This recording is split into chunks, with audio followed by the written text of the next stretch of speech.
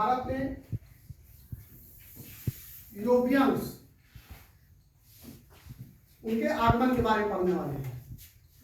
जो यूरोपीय थे, मतलब अर्थात इंग्लैंड वाले, डच, पुर्तगाली, फ्रांसीसी, ये कैसे, स्पेनिश, ये कैसे भारत में आए और इनके आने का कारण क्या था, ये भारत ही क्यों आए, कहीं और क्यों नहीं चले गए, इसी के बारे में आज हम लोग अध्ययन करने वाले हैं।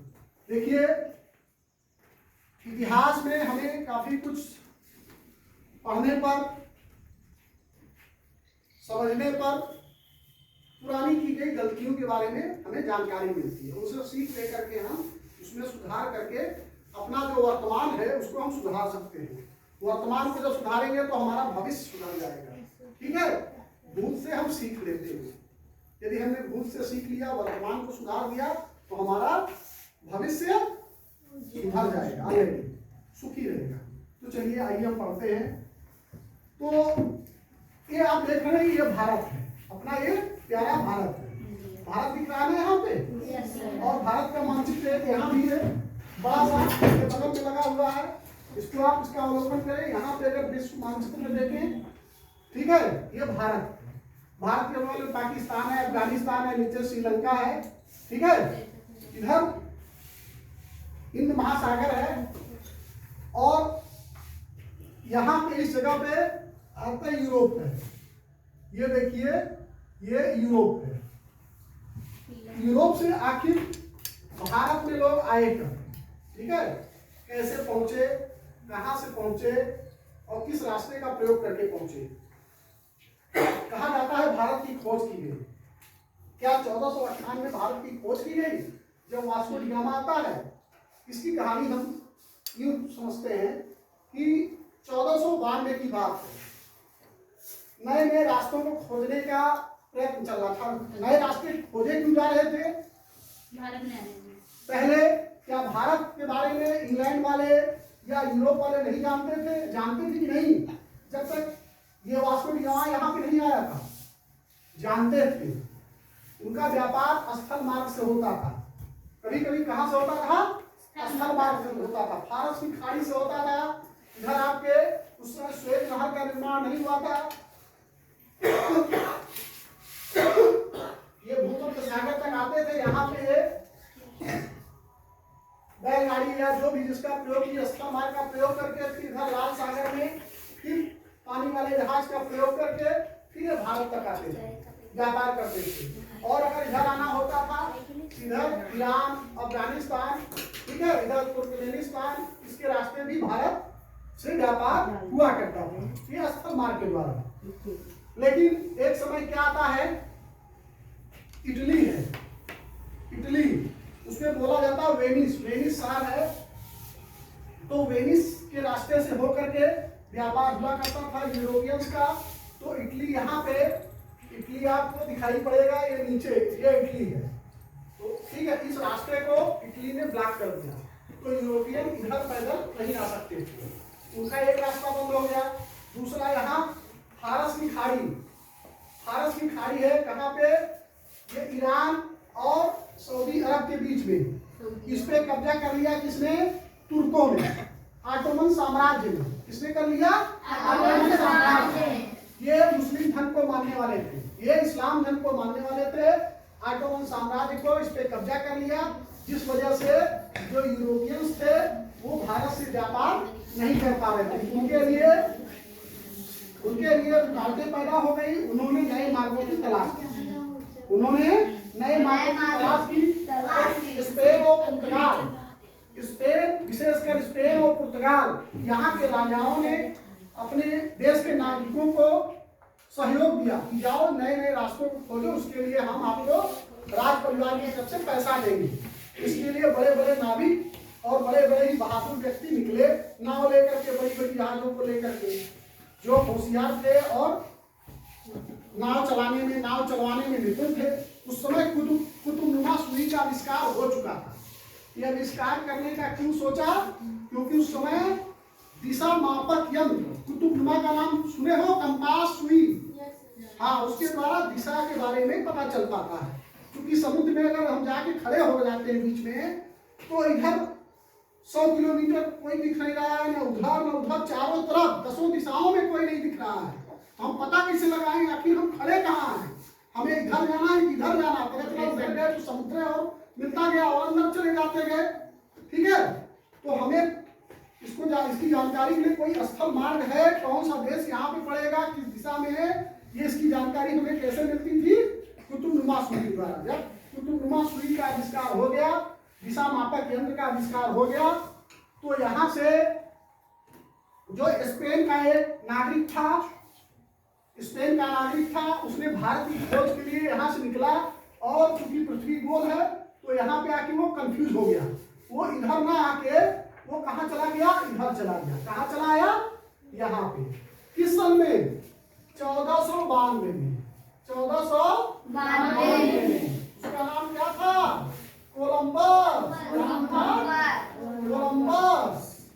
कोलंबस ने यहाँ पे आके खोजा, बोला कि यही इंडियन है। किनारे जो पाए जाते थे लाल लाल, काले काले, लंबे लंबे, उनको कहा ये इंडियंस है। लेकिन बाद में जब जानकारी हुई एक्चुअल भाई ये इंडियंस नहीं है, इंडिया तो यहाँ पे है। ठीक है, तो इनको क्या कह दिया गया? Red Indians. क्या कह दिया गया? Red Indians. उसके बाद 1498 में, लगभग 6 साल बाद, एक पुर्तगाल के नाविक थे। ठीक है, पुर्तगाल के नाविक या व्यापारी जो कहिए, उनका नाम था वास्को डी गामा। वो इस अफ्रीका महाद्वीप का पूरा चक्कर काटते हुए, जो पहले ऐसे आते थे, कहां से?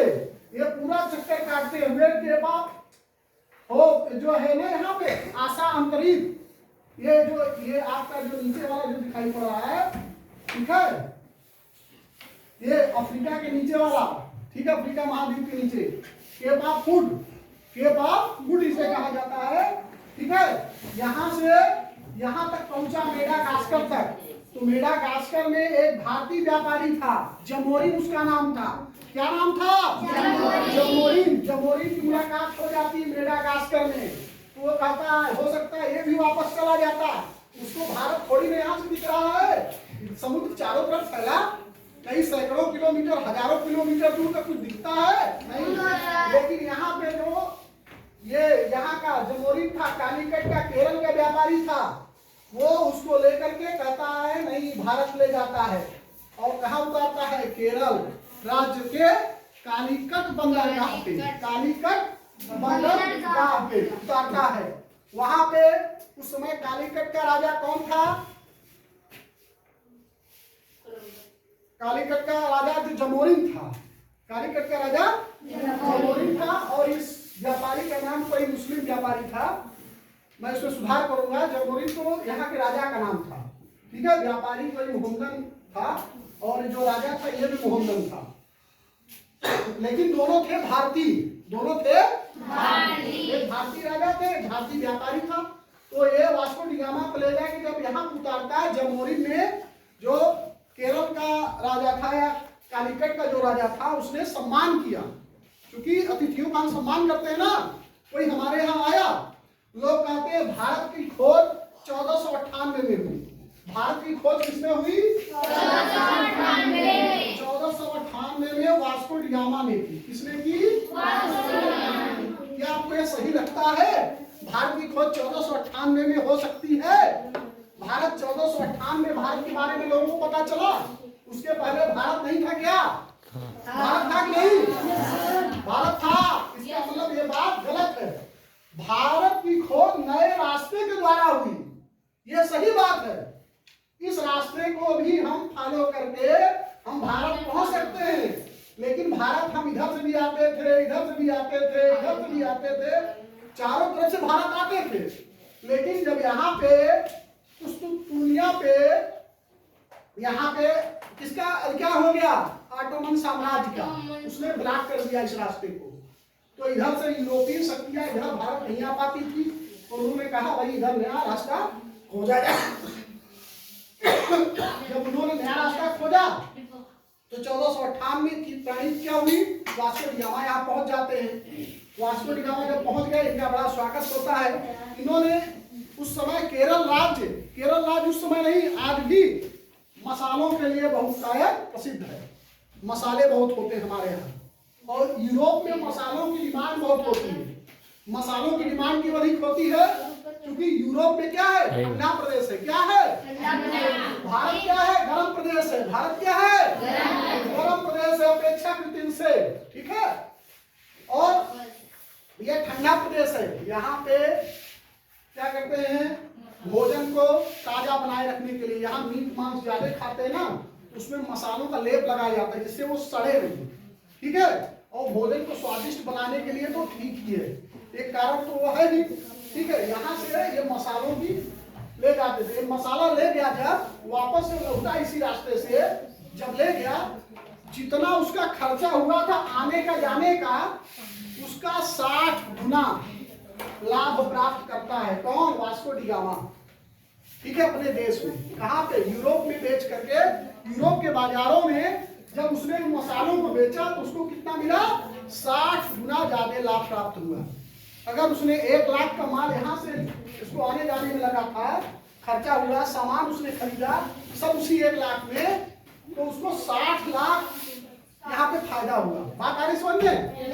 उसको बड़ा आश्चर्य हुआ, भैया भारत से व्यापार करना जरूरी है। अब जैसे नए रूट के बारे में जानकारी हो गई, नए रास्ते के बारे में जानकारी हो गई, कुछ लोग इधर चले गए जो अंग्रेज थे या यूरोपियन शक्तियां, फ्रांसीसी, ब्रिटिशर्स, कुछ लोग अमेरिका में चले गए, लगे कब्जा करने थोड़ा थोड़ा, और कुछ लोग भारत की तरफ आ गए, ठीक है। भारत में कब्जा किया, इधर इंडोनेशिया में कब्जा किया, फिलीपींस में कब्जा किया, फिर मलेशिया में कब्जा किया, फिर अलग अलग जगहों पे श्रीलंका में कब्जा किया, कब्जा अपना करते गए। लेकिन इस क्षेत्र का जो भारत, क्योंकि पाकिस्तान भी स्वयं भारत में ही था, तो भारत एक बहुत बड़ा देश था, ठीक है। तो भारत का अपना एक इम्पोर्टेंस था, ठीक है। भारत का अपना इम्पोर्टेंस था। और रही बात, इनको केवल इतने मात्र से नहीं केवल इन्होंने रास्ता खोजा था, इस समय यहाँ पे आई थी औद्योगिक क्रांति। क्या आई थी? यूरोप में औद्योगिक क्रांति आई थी। औद्योगिक क्रांति 15वीं-16वीं शताब्दी में जब औद्योगिक क्रांति आ गई तो वहां बड़े बड़े बिजनेस मैन्स ने, व्यापारियों ने बड़ी बड़ी फैक्ट्रियां लगा ली, बड़ी बड़ी फैक्ट्रियां लगा ली, उसमें सामान लगे बनाने। अब सामान उनको बनाना है तो क्या करेंगे? कच्चा माल चाहिए ना। ये छोटा सा छोटे छोटे तो देश है, यहाँ पे कच्चा माल मिलेगा क्या? उनको कपड़ा बनाना है, कपास चाहिए, कपास तो यहाँ होता ही नहीं जाते, थोड़ा बहुत होता है, ठीक है। तो कपास के लिए वो लगे दूसरे देशों की खोज करने कि जहाँ कपास हो वहां से कच्चा माल लाए और यहाँ पे अपनी फैक्ट्री वालों को दें और वो उसका कपड़ा बना के, सूती कपड़ा फिर बना करके फिर इनको यही बेचे, ठीक है। विश्व के विभिन्न भागों में तो ये यहाँ से भारत से कपास वगैरह भी ले जाते थे, कच्चा कपास, ठीक है, ये सब ले जाते थे और उसका कपड़ा बना के फिर वही लाके यहाँ पे बेचते थे, ठीक है। इसके पहले जब अंग्रेज आते थे या अन्य यूरोपीय शक्तियां जब आती थी भारत से व्यापार करने, तो क्या होता था? वो सोना लाते थे, चांदी लाते थे और भारत से मसाले खरीद करके ले जाते थे। इससे भारतीयों को बड़ा फायदा होता था। हमारे यहाँ सूती कपड़ा बनाया खरीद के ले जाते थे, रेशमी कपड़ा, सिल्क का कपड़ा लेकर ले जाते थे, ठीक है। वो ले जाके यहाँ पे महंगे दामों में बिकता है, इससे भारत को फायदा होता था। लेकिन जब इन्होंने नए रूट की खोज कर ली तो उसके बाद सबसे पहले अपने देश में पुर्तगाली आए। पुर्तगालियों ने कहाँ कब्जा किया? इस पानी वाले जगह पे कब्जा कर लिया, ठीक है। उन्होंने गोवा पे कब्जा किया, ठीक है, दमन पे कब्जा किया, द्वीप पे कब्जा किया, पुर्तगालियों पे कब्जा हो गया। अब दूसरे नंबर पे कौन आते हैं? डच। डचों की लड़ाई होती है किसके साथ? पुर्तगालियों के साथ। डच भी थोड़ा बहुत हिस्सा छीन लेते हैं, किससे? पुर्तगालियों से, लेकिन जाते हिस्सा छीन नहीं पाते। उसके बाद आते अंग्रेज। अंग्रेज मजबूत थे, पुर्तगालियों से भी ज्यादा मजबूत थे। उन्होंने पुर्तगालियों से उनके द्वारा जो जीता गया क्षेत्र था उन्होंने कब्जा करना प्रारंभ किया, जिनमें सबसे बड़ा उदाहरण है बंबई। ये जो बंबई है बेटा, बंबई जब देखे पुर्तगालियों को लगा कि बंबई जो है कहीं ऐसा न हो कि अंग्रेज हमसे छीन ले, ठीक है, तो पुर्तगालियों ने क्या किया, अंग्रेजों को दहेज में दे दिया बंबई। अब जरा सोचो, यहाँ बंबई दहेज में, बंबई अंग्रेजों का है क्या? नहीं। बंबई पुर्तगालियों का है क्या? नहीं। बंबई किसका है? भारतीयों का, हमारा आपका है। उस बंबई को क्या किया, बंबई को पुर्तगालियों ने अपनी लड़की की शादी की किसके? इंग्लैंड के राजा के नाती से। ठीक है। उसने कहा मैं अपने लड़की की शादी इंग्लैंड के राजा के नाती से कर रहा हूं। ठीक है। बदले में मुंबई को हम दहेज में देते हैं। किसको? ब्रिटिशर्स को। ठीक है। ब्रिटेन के राजकुमार को हम दहेज में देते हैं। अब ब्रिटेन यहाँ बैठा हुआ, ये ब्रिटेन यहाँ पे बैठा हुआ, तो ब्रिटेन मुंबई को लेके क्या करेगा? चाय डालेगा क्या? तो यहाँ पे जो पहले से आ रखी थी ब्रिटेन की एक east India company, east India company का नाम सुने हो ना? तो उसको उसने कहा भैया लीज पे ले लो, तुम लीज पे ले लो, हमें उसका किराया दिया करो, इसकी देखभाल तुम करो और बदले में हमें कुछ पैसे दे दिया करो। ठीक है। ब्रिटेन को कुछ पैसा दे दिया करो। ठीक है। उसका किराया भाड़ा दे दिया करो और इसका बंबई का उपयोग तुम करो, सदुपयोग तुम करो। ठीक है। तो इस तरह बंबई जो है, बंबई नहीं, ऐसे न जाने कितने भारत के शहर विदेशियों में आपस में बंदर बांटे गए। ठीक है। बंदर बांट हुआ उन स्थानों का। ठीक है। आपको जानकारी होना चाहिए, जब अंग्रेज यहाँ पे आए, ठीक है, उस समय यहाँ पे जहांगीर का राज्य था। किसका राज्य था? उन्होंने परमिशन मांगने के लिए वो आए, लेकिन जहांगीर ने उनको परमिशन देने से डायरेक्ट मना किया अंग्रेजों को, क्योंकि पुर्तगाली यहाँ पे बैठे हुए थे। पुर्तगालियों का यह कहना था, यदि आपने हमारे नियम के विपरीत कोई काम किया तो आप, भारत का भी जहाज यहाँ पानी में जाता है ना, या बाहर से व्यापार करके यहाँ पे आता है ना, हम उसको क्या करेंगे? डुबो देंगे। अगर कोई यहाँ पे समुद्री डकैत इसको लूटेगा तो हम उसको लूटने देंगे, उसकी सुरक्षा नहीं करेंगे। क्योंकि इस एरिया में कौन थे? पुर्तगाली पहले से विद्यमान थे। ये जो गोवा वाला, दमन वाला, दीव वाला एरिया है, यहाँ पे पुर्तगाली पहले से विद्यमान थे और सबसे टैक्स लिया करते थे। यहाँ तक कि हम लोग नाम लेते हैं, अकबर का नाम सुना है ना? Akbar the great, Akbar the फलाने, अकबर महान, वो भी यहाँ पे परमिशन लेके जाता था पुर्तगालियों से कि भैया हम चले जाएं, क्या व्यापार कराएं। ठीक है। तो पुर्तगाली लोग कहते थे कि भाई ये भारत का सम्राट है, हमसे परमिशन मांग रहा है, इतना बहुत बड़ी बात है, इसको जाने दो। बदले में ये हमारी बात मानता है, अंग्रेजों को यह स्थान नहीं देगा। अकबर मर जाता है 1505 में। कब मर जाता है? 1505 में मर जाता है। 1508 में यहाँ पे अंग्रेज डेलीगेट आता है, यहाँ पे परमिशन मांगता है जहांगीर से, जहांगीर डर के मारे नहीं देता। फिर उसके बाद अंग्रेजों की और पुर्तगालियों की 1612 में लड़ाई होती है। उस लड़ाई का नाम है स्वाली का युद्ध। स्वाली स्थान है आपके गुजरात के सूरत में। ठीक है। वहां पे एक आपका ड्रैगन नामक एक जहाज है ब्रिटिशर्स का। ठीक है। रेड ड्रैगन जहाज की वजह से ब्रिटिशर्स जो है हरा देते हैं। किनको? पुर्तगालियों को हरा देते हैं। तब जहांगीर को लगता है ये अंग्रेज भी मजबूत हैं, इनको हम स्थान दे सकते हैं। अगर स्थान दे सकते हैं, क्योंकि ये पुर्तगालियों को, पहले मुगल जो थे वो समझते थे, या जहांगीर समझता था कि पुर्तगाली यहाँ पे मजबूत है। ठीक है। तो पुर्तगालियों से दुश्मनी मोल लेना ठीक नहीं है।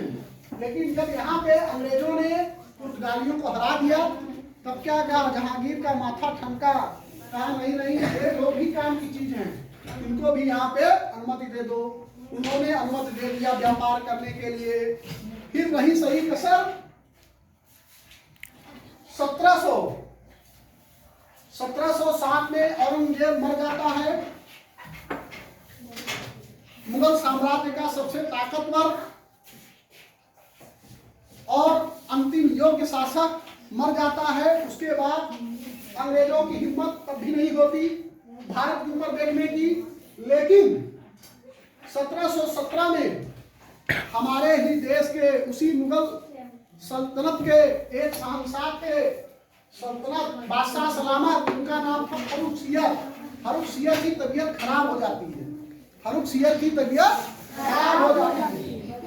वो बेड पे पड़े रहते हैं। उनको देखने के लिए अंग्रेज आते हैं। अंग्रेजों के साथ डॉक्टर की टीम होती है। जब अंग्रेज आते हैं तो अंग्रेज ऐसे नहीं चले जाते, तो अंग्रेज अपने साथ पूरा सब सामान लेकर आते हैं, साजो सामान। तो उनके टीम में डॉक्टर भी थे। उस डॉक्टर ने इलाज किया। जो भारत का मुगल सम्राट था फर्रुख सियर, उसका इलाज किया। वो ठीक हो जाता है। जब वो ठीक हो जाता है तो वो खुश होकर के फर्रुख सियर ने कहा, जाओ 3000 दे दो वार्षिक, केवल टैक्स 3000 का वार्षिक टैक्स दे दो और जाके बंगाल वाले रीजन पे अपना व्यापार करो। तुम्हें और टैक्स देने की जरूरत नहीं है। और 10,000 रुपए आप गुजरात में दे दो, सूरत के लिए जाओ, पूरा साल भर वहां पे व्यापार करो, आपको टैक्स देने की जरूरत नहीं है। ये सब बातें किसको कमजोर करती है? भारत को। जो भारत में इसके पहले अंग्रेज जब व्यापार कर रहे थे तो वो व्यापार के बदले टैक्स दिया करते थे, उससे हम मजबूत हो रहे थे, ठीक है। लेकिन जब उन्होंने फ्री में दे दिया, फर्रुख सियर ने प्रसन्न होकर के कि जाओ तुम 3000 यहाँ दो, फ्री में व्यापार करो, 10,000 रुपए तुम यहाँ दो, फ्री में व्यापार करो, ठीक है। तब मामला घबराया। तब तक रही सही कसर किसने पूरी कर दी? लगभग 1739 में 1739 में नादिर शाह ईरान का एक आक्रमणकारी था। एक सामान्य सा कोई छोटा मोटा कस्बे का कोई रहा होगा, ठीक है, शासक। और नादिर शाह उसका नाम था। नादिर शाह आक्रमण करता है भारत पे, ठीक है। भारत में आक्रमण करता है और उसमें मुगल सल्तनत का बादशाह का नाम क्या नाम था? मोहम्मद शाह रंगीला। क्या नाम था? रंगीला। वो बड़ा ही अय्याश था, हमेशा नाचने गाने में सुधा सुंदरी में व्यस्त रहता था, ठीक है। वो जब हार गया, उसने सरेंडर कर दिया। या भारत से वो हीरे लूट के लेके चला गया नादिर शाह, ईरान चला गया। तब अंग्रेजों को समझ में बात आ गई कि भैया ये मुगल सल्तनत के जो बादशाह हैं केवल देखने के लिए हैं, और शंख है, इनके पास ताकत वोकत नाम की कोई चीज नहीं है। जब इनको चाहो कोई पड़ाका मारो या थोड़ा धक्का दे दो और इनसे काम अपना, इनको डरवा के इनसे काम अपना निकलवा लो, ठीक है। अंग्रेजों को ये बात समझ में आ चुकी थी। फिर इधर 1757 में 1757 इधर फ्रांसीसी भी थे। फ्रांसीसियों को इसने किसमें हराया? डचों को इसने एक स्वाली हो गया, पुर्तगालियों को हरा दिया अंग्रेजों ने वांडीवास युद्ध में। वांडीवास के युद्ध में 1760 में किसने? अंग्रेजों ने फ्रांसीसियों को हरा दिया, ठीक है। वांडीवास किसको हरा दिया? फ्रांसीसियों को। फ्रांसीसियों को जब हार गए तो उनसे पांडिचेरी भी कब्जा कर लिया। पांडिचेरी इधर मद्रास के पास में है, कब्जा कर लिया और कहा, बेटा तुम केवल व्यापार करोगे, अगर चाहते हो भारत में रहना तो केवल व्यापार करोगे, तुम यहाँ के जमीन पे कब्जा नहीं करोगे, तुम यहाँ का शासक बनने का प्रयास नहीं करोगे।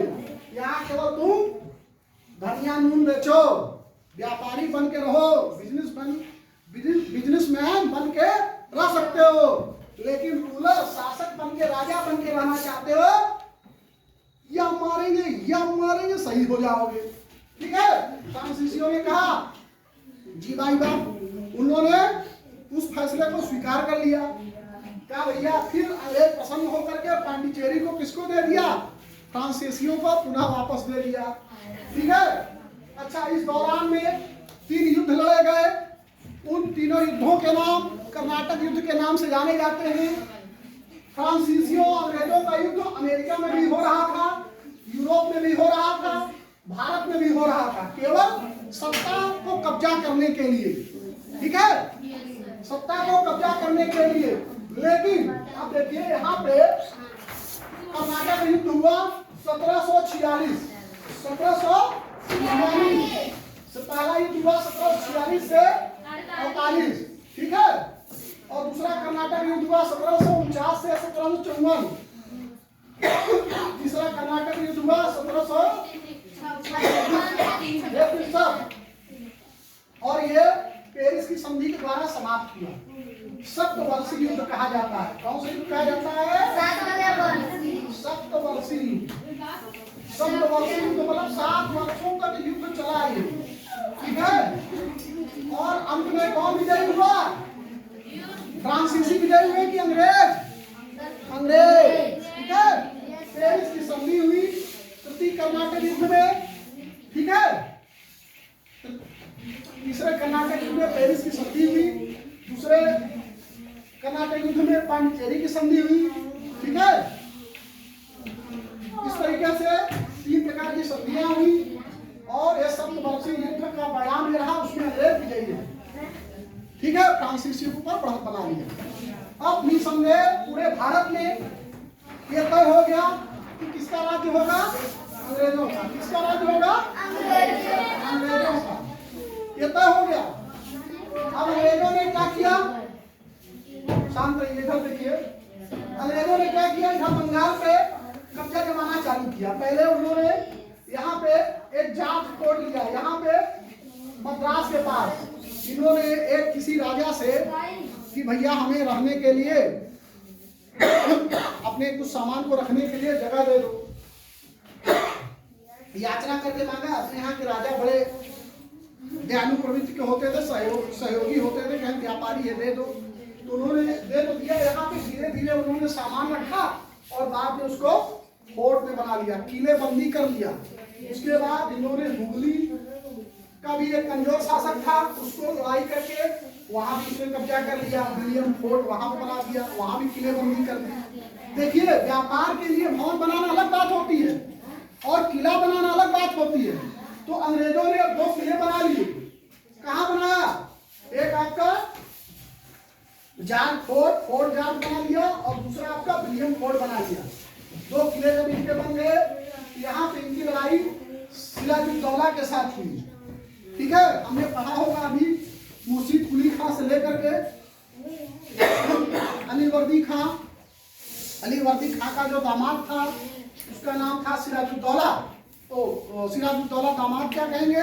वो पौत, ठीक है। लड़की का लड़का किसके? अलीवर्दी खां के, ठीक है। लड़की का लड़का था सिराजुद्दौला के साथ ठन गई, ठीक है। तो यहाँ पे लड़ाई होती है। उस युद्ध का नाम होता है प्लासी का युद्ध। उस युद्ध का नाम क्या होता है? प्लासी का युद्ध। प्लासी का युद्ध 1757 में किसके बीच में लड़ा गया? भारतीय शासक बंगाल का नवाब सिराजुद्दौला और अंग्रेजों के बीच में, ठीक है। और अंग्रेजों का जो सेनापति था उसका नाम था रॉबर्ट क्लाइव। क्या नाम था? रॉबर्ट क्लाइव, ठीक है। रॉबर्ट क्लाइव के बीच में युद्ध हुआ और उसमें कौन जीता? अंग्रेज जीत गए, ठीक है।